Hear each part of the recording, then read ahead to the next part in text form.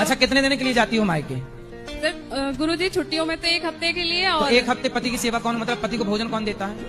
गुरुजी पहले भी अकेले रहते थे ये। शादी के पहले? हाँ। तो शादी किस लिए की है कि अकेले रहे?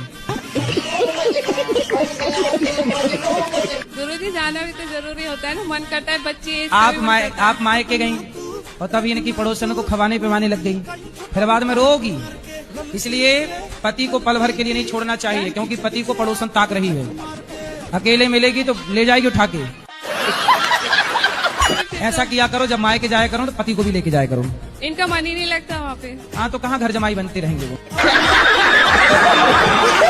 से मना करता हूँ कि मुझे छोड़ के मत जाया करो, मुझे बहुत गुस्सा आती है।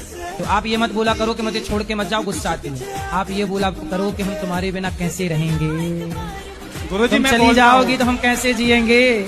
आप बोला करो तेरे बिना भी क्या जीना।